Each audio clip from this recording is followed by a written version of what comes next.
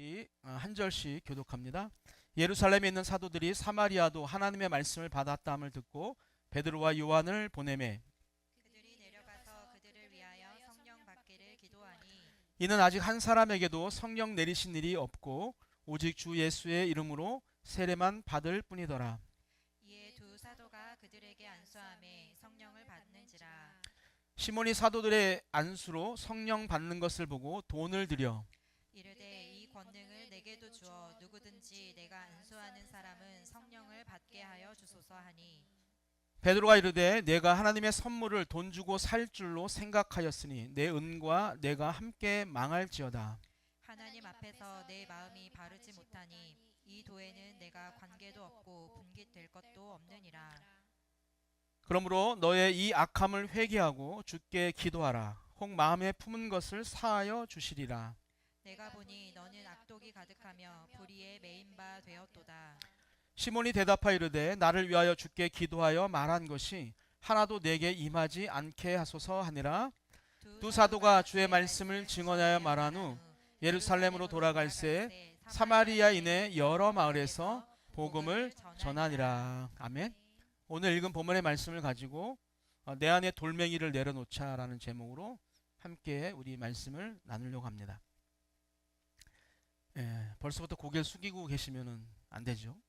고개를 들고 우리 예배에 집중했으면 좋겠습니다. 어느 아프리카에서 선교를 하던 한 선교사님의 그런 간증입니다. 어느 마을에 방문했는데 아이들이 모두 다 두 손을 뒤에 감추고 다니는 거예요. 그래서 선교사님이 하도 이상해서 아이들에게 물어봅니다. 도대체 왜 너희들은 손을 뒤로 감추고 다니냐라고 이야기했더니 그들이 감춰진 손에 무엇이 들려 있었냐면 작은 돌멩이 하나들이 이제 들려 있는 거예요. 그래서 왜 그 돌을 들고 다녀라고 이야기했더니 아이들이 이렇게 대답합니다. 이 돌을 들고 있어야 누군가 나를 공격할 때 나도 공격할 수 있다라는 그런 말을 했다고 합니다. 여러분, 그 아이들에게 이 돌멩이는요 힘이고 자존심이었고 또 자신을 지키는 마지막 안전 장치와 같은 거였어요. 성사님은 그 아이들에게 조심스럽게 이야기합니다. 그 돌멩이를 너희들이 내려놓아도 하나님이 너를 지켜주실 거야. 그럼에도 불구하고 아이들은 어려서부터 그 뒤에 작은 돌을 쥐고 살았기 때문에 그 돌을 쉽게 내려놓지 못했어요. 그 돌을 내려놓으면 누군가가 나를 공격할 때 나는 즉각적으로 반응할 수 없다라고 하는 그 생각 때문에 그들은 두려웠어요. 그래서 그 돌을 내려놓지 못한 것입니다. 사랑하는 성도 여러분들, 우리의 마음도 이와 다르지 않습니다. 겉으로 볼 때는 믿음이 좋아 보이고 또 겉으로는 아무런 문제가 없어 보여도 우리 마음속 깊은 곳에는요 나만의 그런 작은 돌멩이가 있습니다. 누구에게는 자존심이고 누구에게는 욕심이고 또 누구에게는 인정받고 싶은 마음이고 또 누구는 또 어떤 공동체를 통제하고 싶은 그런 마음들, 그리고 내가 원하는 방식대로 하고 싶은 그런 욕망들, 이것이 어쩌면 우리가 이 시대를 살아가면서 영원히 놓지 못하고 뒤에 감추고 있는 어떤 작은 돌멩이일 수 있다는 것이죠. 오늘 본문 속에 있는 시몬도 그랬습니다. 지난주 살펴본 것처럼 겉으로는 복음을 받아들이고 세례로 받았지만 그 마음 깊은 곳에는요 내려놓지 못한 욕심, 즉 자기 중심적 신앙이라고 하는 그런 돌멩이가 그 안에 있었다라고 하는 것이죠. 여러분, 오늘 말씀은요 제가 이제 네 가지 장면을 이렇게 읽으면서 묵상을 해보았는데 그 네 가지 장면을 통해서 성령 앞에서 우리의 마음이 어떻게 새로워져야 하는지를 잘 보여주는 말씀이라고 생각합니다. 오늘 네 가지를 함께 살펴보려고 하는데요. 첫 번째는요 이것입니다. 성령을 구하는 사도들의 기도입니다. 여러분, 예루살렘에 있는 사도들은요 사마리아 사람들이 하나님의 말씀을 받았다라고 하는 소식을 듣게 돼요. 이게 어쩌라고 우리 생각할 수 있지만 당시 이 소식은요 단순한 정보가 아니었습니다. 우리가 아는 것처럼 유대인과 사마리아인은요 오랜 역사 속에서 서로를 가까이 하지 않고 왕래조차 꺼릴 정도로 깊은 그런 장벽이 있던 민족입니다. 그런데 그 두 민족 사이에 있던 벽을 누가? 하나님께서 무너뜨리기 시작한 거죠. 하나님께서 그 단절을 뚫고 새로운 일을 하신 말 그대로 역사적인 사건입니다. 그래서 그 소식을 듣고 놀란 그 예루살렘 교회에서 누구를? 베드로와 요한을 보내는 것이죠. 과연 하나님의 역사가 실제로 어떻게 일어나고 있는지 직접 확인하고자 그들은 즉시 사마리아로 내려갑니다. 그리고 사도들이 도착한 후에 가장 먼저 한 일은요, 그들을 위하여 무엇을 했냐면 성령 받기를 기도한 것이에요. 어떤 조직을 점검하고 어떤 다른 문화를 점검한 것이 아니라 성령 받기를 기도했다는 거죠. 여기서 기도했다라고 하는 이 단어는 어떤 단순한 형식적인 기도가 아니라 지속적이고 의도적이고 또 집중된 기도를 의미합니다. 즉 사도들의 기도는요, 성령을 간절히 구하는 정말 진심 어린 기도였습니다. 그래서 존 칼빈이라고 하는 사람은 이 장면을 이렇게 해석하는데요. 이렇게 해석합니다. 읽어볼까요? 시작. 사도들은 말씀을 전달하는 일보다 그 말씀이 실제가 되도록 하시는 성령의 내적 사역을 더 중요하게 여겼다. 또 우리가 좀 알고 있는 존 스토트 목사는 이렇게 말합니다. 사마리아 교회가 온전히 하나 되기 위해서는 유대 교회와 같은 성령의 동일한 임재가 필요했다. 여러분, 사도들이 사마리아에 온 이유는 분명합니다. 다른 이유가 아니라 오직 사마리아 성도들에게도 무엇이? 성령의 충만한 임재가 있기를 바라는 마음으로 그들이 지금 사마리아에 도착한 겁니다. 왜냐하면 말씀을 듣는 것도 또 세례를 받는 것도 어떤 교회 공동체에 속해 있는 것도 중요하지만 그 모든 것 위에 있는 가장 본질적인 은혜는 바로 무엇이냐면 성령의 임재이기 때문이에요. 어떤 목사님이 개척 때 했던 그런 간증인데 이런 거예요. 교회를 개척했어요. 대부분의 목사님들은 하나님의 어떤 부르심을 받고 목회길을 걸어가고 또 개척할 때도 수없이 많이 기도하고 또 준비해서 이제 개척을 하게 되는 거죠. 그러니 개척하고 나면 매주 성도가 찾아오고 등록되어지는 그런 생각들을 하게 되죠. 그런데 이 목사님은 개척하고 꽤 오랜 시간 동안 성도가 딱 4명 뿐이었습니다. 생각을 해보세요. 지금 제가 여기 서 있는데 현아 집사님, 미양 집사님, 미영 권사님, 민지 4명만 앉아있는 거예요. 한 주가 아니고 2주도 아니고 몇 달 또 몇 년을 그렇게 하는 것이죠. 얼마나 외롭고 얼마나 힘든 시간이었을까요? 그럼에도 불구하고 목사님의 기도는 주님, 이 성전에 더 많은 성도들을 보내주십시오라고 하는 것이 아니라 주님, 이 4분이 무엇이? 성령이 충만하게 하옵소서라고 기도했다는 거예요. 왜냐하면 목사님은요, 성령이 역사하시면 반드시 교회가 살아나고 또한 성령이 임하시면 반드시 사람이 변화되어지고 또 성령이 머무는 이 공동체는 목회자가 부족할지라도 교회는 세워진다라고 하는 그런 확신이 있었기 때문입니다. 사랑하는 성도 여러분들, 성령께서 임하시면 죽어가던 교회가 살아납니다. 아멘. 여러분, 성령께서 임하시면 식어가던 믿음이 다시 불타오르게 됩니다. 성령이 임하시면 흔들리던 가정이 새로워진다는 거예요. 성령이 임하시면 어떤 끊어졌던 관계들이 회복된다라고 하는 겁니다. 여러분, 사도들도 마찬가지였어요. 지금 이 사마리아에 와서 어떤 그들에게 보여주는 능력이나 어떤 숫자, 어떤 계획이나 전략을 그들이 생각한 것이 아니라 바로 성령의 역사에 관심을 두었다는 거예요. 오늘 우리 교회와 또 가정, 또 목회와 어떤 사역들, 또 내 직장과 주변의 관계 등 그 어디에서든 진짜 변화가 일어나려면 우리가 어디를 가든 무엇을 시작하든 항상 첫 출발은 이것이어야 합니다. 그것이 바로 주님, 성령을 부어 주옵소서. 여러분, 이것이 사도들이 어떤 사역을 하든 가장 먼저 드렸던 기도였고 또 오늘을 살아가는 우리에게 필요한 첫 번째 장면입니다. 여러분 두 번째 장면이 이건데 한번 읽어볼까요? 시작. 두 번째는 시몬의 욕심입니다. 여러분 시몬이 이제 등장하죠. 우리 본문 앞에서 살펴본 것처럼 그는 마술사였고 또 사람들에게 유명했고 또 사마리아 지역에서 큰 영향력을 가졌던 사람입니다. 그런 시몬이 빌립이 전한 복음을 듣고 어떻게 돼요? 복음을 받아들이고 세례까지 받아요. 그리고 빌립을 따라다니면서 그 놀라운 표적들을 정말 가까이에서 보게 됩니다. 그런데 그의 마음 깊은 곳에는 여전히 내려놓지 못한 무엇이 있었다? 돌멩이가 있었다는 거예요. 여러분 성령이 사람들에게 임하는 그 모습을 본 순간 시몬은 놀랍게 이렇게 말해요. 이 권능을 내게도 주어서 누구든지 내가 안수하는 사람은 성령을 받게 하소서라고 이야기합니다. 그리고 그가 무엇을 내밀었습니까? 네, 돈이었습니다.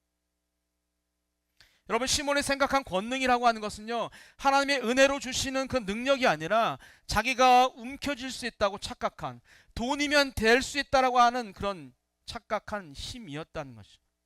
그는 사람들 위에 서서 이전처럼 어떤 지배권과 영향을 행사하고 싶어 했습니다. 내가 손을 얹어서 성령을 받으면 사람들이 열광하겠지. 그리고 내 이름이 유명해지겠지. 내 영향력이 훨씬 더 커지겠지. 이 사람들의 영적인 그런 질서까지 내가 이제는 통제할 수 있겠지. 여러분 결국 시몬이 바라본 것은 어떤 성령의 순수한 은혜가 아니라 힘의 자리였습니다. 그래서 칼빈이 이렇게 이야기해요. 그는 은혜를 이해하지 못하고 자신의 욕망 속에서 성령을 사고자 했다라고 이야기합니다. 여러분 그런데 시몬의 문제는요, 단지 돈을 내밀었다고 하는 행동에 있지 않아요. 그 성령으로 자기 자신을 높이려고 한 것이 문제였습니다. 시몬에게 성령이라고 하는 것은 하나님의 그런 은혜를 드러내는 것이 아니라 자신을 드러내고 사람들에게 인정받기 위한 어떤 도구로 보였다라고 하는 거예요. 오늘 우리도 우리의 신앙을 다시 한번 점검해 보아야 합니다. 지난 금요일 날 준이가 갑자기 손을 들고 간증하러 나왔거든요. 6학년짜리 아이가. 준이가 한 얘기가 이 얘기인 것 같아. 우리의 신앙을 어떻게 점검해야 합니까? 나는 정말로 하나님을 위해서 살고 있는가? 아니면 나의 욕망과 나의 부와 나의 출세를 이루기 위해서 하나님을 이용하려 하고 있지는 않은가? 내가 걸어가는 어떤 여정 가운데 내 계획을 그냥 하나님이 도와주길 바라는 그런 신앙은 아닌지, 하나님의 뜻에 내가 순종하는 그런 신앙인지 우리 살펴봐야 한다는 것이죠.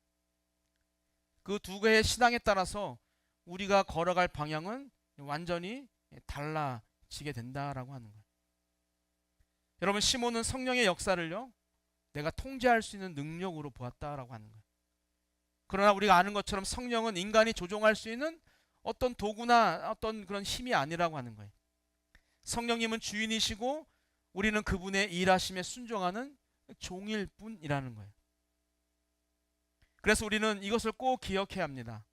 성령을 통제하려 하면 그것은 죄가 되고 성령께 우리가 순종할 때 생명이 된다라고 하는 거예요.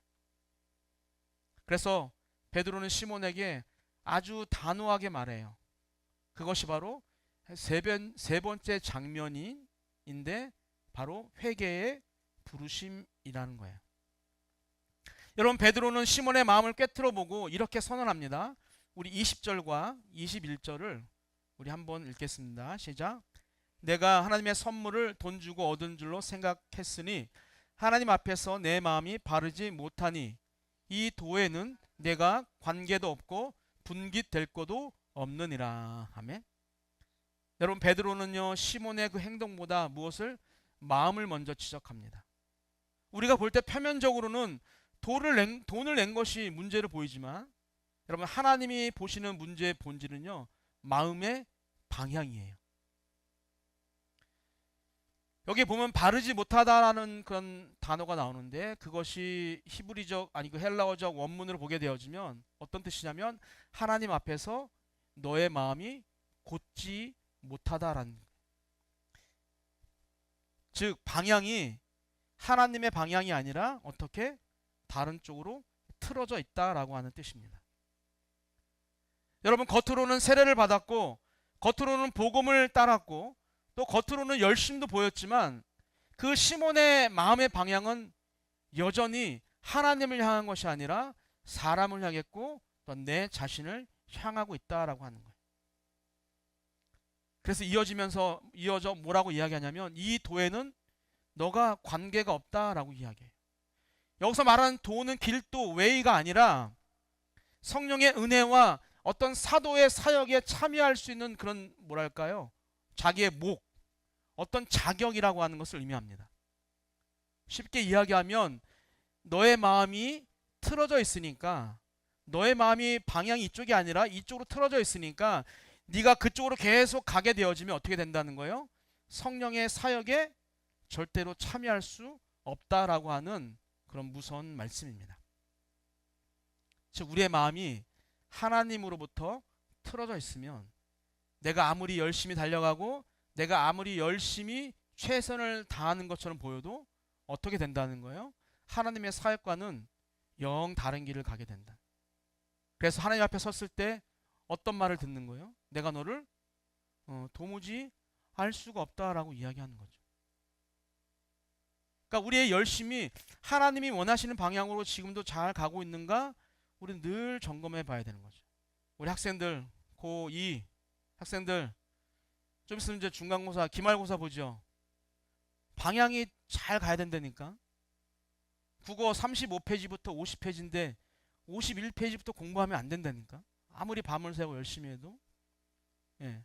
여러분, 우리의 마음이 같은 방향으로 잘 걸어가야 돼요. 그래서 베드로가 시몬의 영적 상태를요, 다음 절에 정확하게 이야기해요. 23절인데요. 같이 읽어보겠습니다. 시작. 내가 보니 너는 악독이 가득하며 불의에 매인 바 되었도다. 아멘. 이 악독이라는 단어는요, 원어적 의미로 쓴뿌리라는 거예요. 즉 겉으로는 멀쩡해 보여도 그 땅속 깊은 곳에 쓴뿌리가 남아있으면, 우리의 마음속에 쓴뿌리가 남아있으면 맛있고 달콤한 열매가 아니라 결국에는 쓴 열매가 맺게 되어진다라고 합니다. 여러분, 시몬 안에는 아직도 버리지 못한 유명해지고 싶은 그런 욕망, 아직도 내려놓지 못한 자기 과시, 아직도 마음속에 있는 그 돌멩이를 뽑아내지 못한 것이죠. 그래서 베드로가 딱 한 가지를 요구합니다. 그것이 무엇이냐면 회개하라라고 하는 거예요. 우리 또 교수님 계셔서 좀 그런데 히브리어로 슈브가 이제 돌이키는 것이 슈브라고 하는 거예요. 회개라고 하는 것이요, 가던 길을 돌아가는 거예요. 그게 회개인 거예요. 즉 잘못했습니다라고 이야기하면서 계속 그 길을 가는 것은, 죄송합니다라고 하면서 계속 그 길을 가는 것은 진정한 회개가 아닌 것이죠. 아, 오늘 목사님 말씀 듣고 나서 내가 마음에 찔림이 있었습니다. 오늘부터 잘 살아야겠습니다라고 우리가 수모임 때 나누는 건 좋아요. 그런데 언제부터? 밥 먹을 때부터 또, 그죠? 아, 저 사람 왜 새치기 하지? 아, 목사 새치기 하면 지난주엔 반찬 맛있었는데 오늘은 반찬이 왜 또 막 이런 마음이 있으면 된다 안 된다? 제가 알기로는 오늘 김치찜이에요. 아닌가요? 안 했나요? 잘 조절이 됐나 보네. 오늘도 김치찜, 내일 다음 주도 김치찜 할 뻔했는데. 여러분, 우리가 잘못했습니다, 죄송합니다라고 하는, 우리 그런 사람들이니까 그렇게 우리는 늘 하는 거죠. 하지만 그것이 반복적이고 지속적으로 잘못된 길을 걸어가도 된다라고 하는 건 아니라는 거죠. 물론 사랑이 많으신 하나님께서 우리를 용서해 주시지만 그렇다고 해서 우리가 늘 그렇게 걸어가도 된다라고 하는 그런 착각을 우리가 가지고 살아서는 안 된다라고 하는 거예요. 여러분, 그래서 회개는 단순히 잘못했습니다가 아니라 어떤 감정이 아니라 아까 이야기한 대로 방향을 완전히 돌이키는 거예요. 1도 2도가 아니라 완전히 180도 돌이켜서 다른 길로 가는 거예요. 그 길이 어떤 길? 하나님이 원하시는 가는 거예요. 내가 중심이던 그 자리에서 하나님이 중심이 되도록 방향을 재설정하는 거예요. 목사님 180도 돌아봤더니 세상인데요. 그래요. 180도 돌아서도 안 될 때가 있는 거예요. 이것처럼 하나님이 중심이 되도록 크릭을 조절하는 거죠. 하나님의 방향이 뭐 1도만 틀어도 하나님의 방향으로 생각하면 1도만 틀고 가는 거죠. 15도를 틀어야 하나님의 방향이면 15도를 틀고 가야 되는 거예요. 우리가 운전할 때 좌회전 90도를 꺾어야 되는 거예요.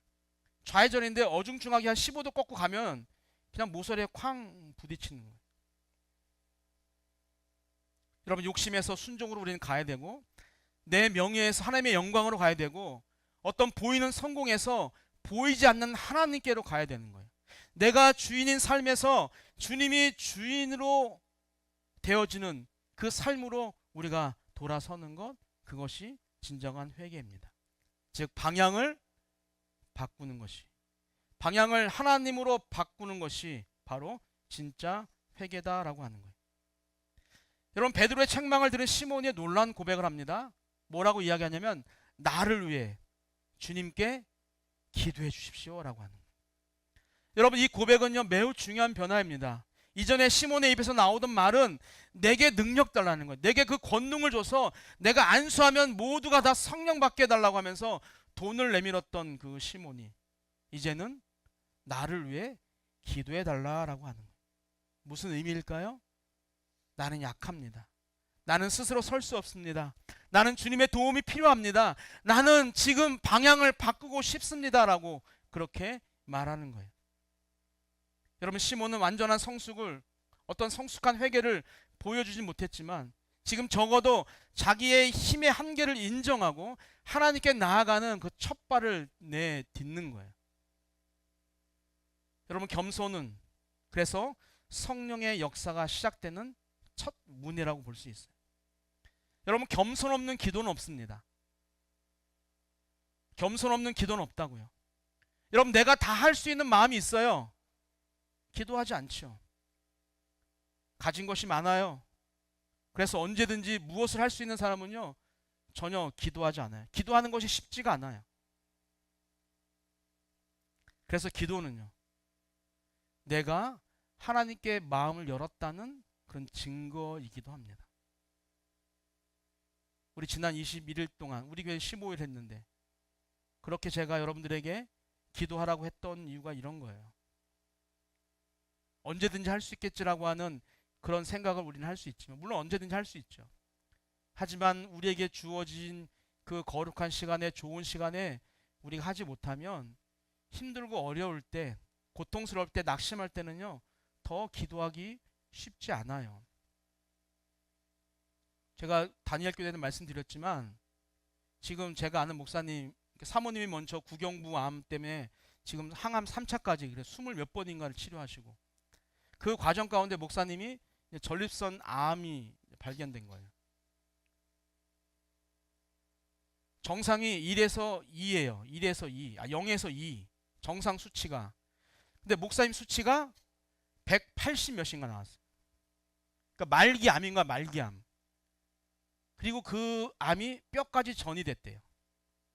저는 뭐 그걸 안 당해봐서 모르겠는데 많은 사람들이 이야기하는데 그 전립선 암이 뼈로 전이 되면 그 고통이 가장 큰 고통이래요.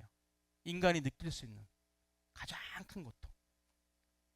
제가 수요일날 오림교회 갔을 때 그 목사님을 모시고 오림교회 6층에 모여서 우리 같이 갔던 목사님 6명이 함께 기도해 줬어요. 근데 기도하기 전에 그 목사님은 이렇게 이야기하시더라고요. 사실은 나 누구도 만나고 싶지 않았다고. 너무 고통이 심하니까 또 만나야 할 이야기도 없고.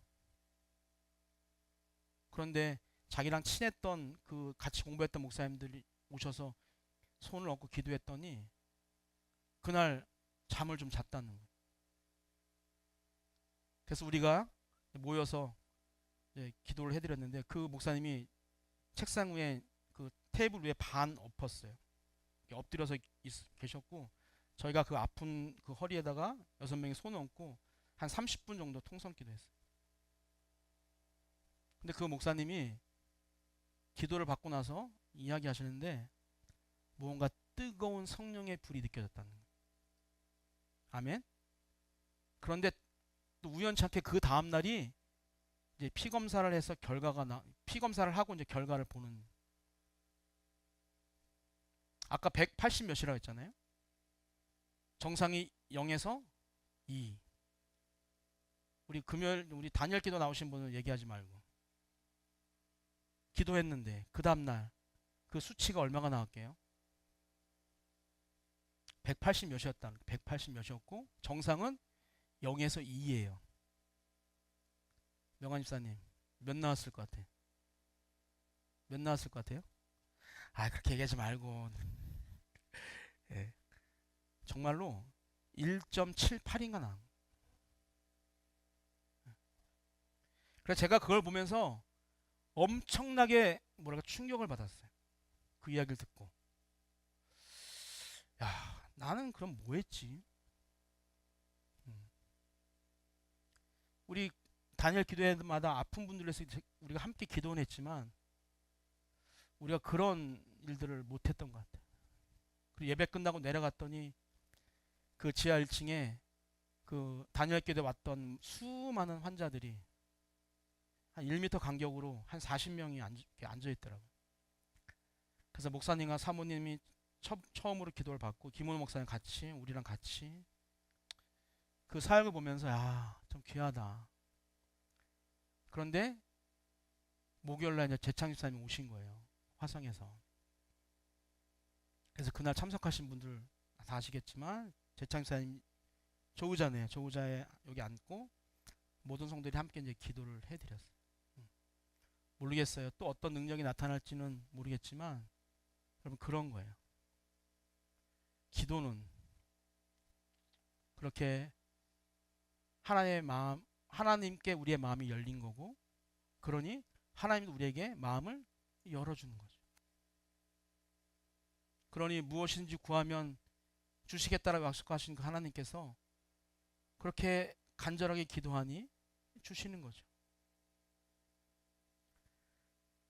여러분, 우리의 신앙도 마찬가지인 것 같습니다. 여러분, 완전해야 할 필요는 없어요. 완벽해야 할 필요도 없어요. 우리는 완벽할 수도 없고 완전할 수도 없기 때문이에요. 중요한 것은요, 내 상황이 어떠하든지 하나님 앞에 무릎을 꿇고 나오는 거예요. 무릎을 꿇는 거라니까요.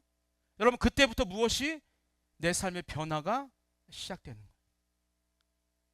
아프신 분들 계신가요? 마음을 열고 기도하세요. 이번에 같이 갔던 목사님, 감리교 목사님이신데 오영복 목사님이라고, 실명을 거론하는 이유는 한번 찾아보세요. 그분도 왼쪽인가 오른쪽에 그 어깨 이게 파열됐대요. 그래가지고 병원을 예약해 놓은 거야. 수술하려고. 근데 목사님이 다니엘 기도회를 하시기 전에 서원 작정한 거죠. 내가 왜 병원에 가지? 내가 이 21일 동안 정말 하나님 앞에 간절하게 한번 기도해 보자. 어떻게 됐을까요? 나았어요, 여러분. 제가 그 가는 차에서 그 간증을 듣고 갔어요. 여러분, 하나님은요, 우리가 상상하지 못하는 일들을 하신다니까요.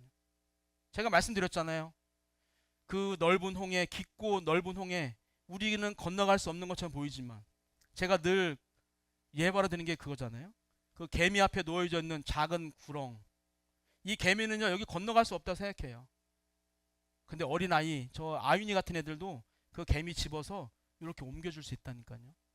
그럼 개미는 기적이지만 아윤이는 아무것도 아닌 놀이인 거죠. 마찬가지. 우리가 견딜 수 없는 고통과 어떤 아픔과 상처들이 우리의 힘으로 능력으로는 될 수 없다라고, 인간의 의술로도 될 수 없다라고 모두가 판단한다 할지라도 하나님께서, 우리를 지으신 창조하신 하나님께서 조금만 바꾸시면 완벽하게 회복되는 거예요, 여러분. 아멘. 그러니 기도해야겠어요, 안 해야겠어요? 왜 고개를 숙이세요? 고개 숙이라고 하는 것이 아니라 그럼 당당하게 하나님 앞에 구하라니까요. 혹시 여러분의 자녀들이 여러분에게 아침밥 먹고 싶을 때 엄마 밥 줘야 할 때 막 고개 숙이고 눈물 흘리면서 막 무릎 꿇고 막 이렇게 합니까? 당당하게 밥 달라고 하잖아요. 그렇게 우리도 하자는 거죠. 네. 원고에 없는 걸 또 하다 보니까 딴 데로 갔네요. 근데 여러분, 성경은요, 희한하게도 이 시몬이 어떻게 되었는지에 대해서 말하지 않아요. 왜 그럴까요? 중요한 것은요, 시몬이 어떤 사람이었느냐가 아니라 오늘 우리가 읽는, 오늘 살아가는 우리가 이 이야기를 통해서 어떻게 하나님 앞에 서느냐가 더 중요하기 때문입니다. 오늘 우리 마음에도 하나님 앞에 겸손히 무릎 꿇고 다시 회개의 고백이 일어나는 은혜가 우리 삶 가운데 충만하게 되기를 주님의 이름으로 축복합니다. 마지막이에요. 마지막 장면은 이겁니다. 한번 읽어볼까요? 시작. 복음을 향한 사도들의 걸음입니다. 지금 여러분 상상을 한번 하시는 거예요. 사마리아에서 그런 상황이 발생하고 지금 사도들이 사마리아에서 이제 예루살렘으로 가는 여정 가운데 무엇을 했다? 복음을 전한 거예요. 25절을 같이 한번 읽어볼까요? 시작. 두 사도가 주의 말씀을 증언하여 말한 후 예루살렘으로 돌아갈새 새 사마리아인의 여러 마을에서 복음을 전하니라. 아멘. 여러분, 베드로와 요한이라고 한 사람은요, 갈등의 그 한가운데서도 어떤 시몬의 왜곡된 그 욕망을 보면서도 또 기적과 은혜가 나타나는 그 자리에서도 언제나 멈추지 않았다는 거예요. 그들에게 단 하나의 목적이 있었기 때문입니다. 그것이 바로 이 복음을 전하는 것이었어요. 그래서 그들은 늘 다음 마을로, 늘 다음 사람에게로, 늘 다음 영혼에게로 걸어갔다라고 하는 거예요. 사랑하는 여러분들, 우리도 사도들처럼 이 방향을 잃지 않아야 합니다. 갈등에 머물지 말고, 비교에 머물지 말고, 우리 실수에 머물지 말고, 우리도 어떤 길을, 복음의 길을 계속 걸어가야 하는 거예요. 우리가 걸어가야 할 그 방향은요, 언제나 다른 것이 아니라 복음이 필요한 그 자리라는 것을 기억하길 축복합니다. 결론입니다. 우리는 오늘 본문을 통해서 4가지 장면을 보았죠. 성령을 구하는 마음, 또 자기 중심적 욕심을 내려놓는 마음, 또 회개를 통해서 방향을 돌이키는 마음, 그리고 복음을 향해서 계속 걸어가는 마음.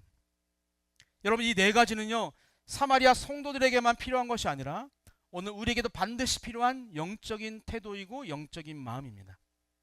그리고 이 모든 장면은요 한 가지 진실을 보여줘요. 그것이 무엇이냐면 성령께서 역사하시려면 내려놓아야 한다는 거예요. 혹시 우리 안에도 내려놓지 못한 뒤에 꽁꽁 숨기고 있는 돌멩이가 있진 않습니까?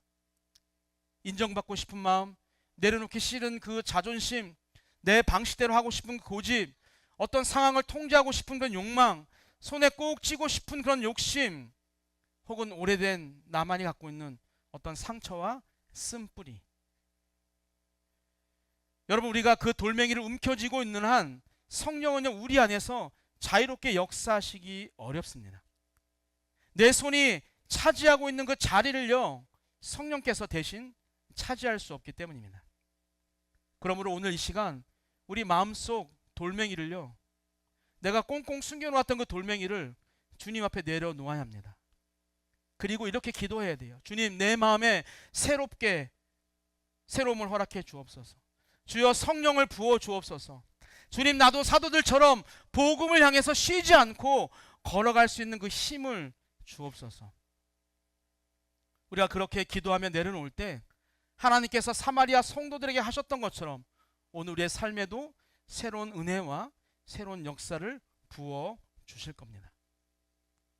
사랑하는 성도 여러분들, 오늘 주님 앞에 여러분 조용히 한번 물어보세요. 내 안에 돌멩이는 무엇입니까? 나는 무엇을 지고 있어서 그 성령을 놓치고 있습니까? 그리고 오늘 이 자리에서 그 돌멩이를 주님 앞에 내려놓으시기를 주님의 이름으로 축복합니다. 말로만이 아니라 마음으로, 의지로 믿음으로 내려놓으시길 바랍니다. 돌멩이를 내려놓는 그 손에 주님께서 무엇을? 성령의 은혜를 채워주실 거예요. 그리고 그 은혜가 우리의 삶을요 다시 일으켜 세우실 거예요. 병든 몸을 완치시켜 주시고 마음의 어떤 근심과 걱정과 그런 낙심을 다 사라지게 해 주실 거예요. 오늘 우리가 가진 돌멩이를 모두 다 내려놓고 성령의 사람으로 다시 서게 되기를 예수님의 이름으로 축복합니다.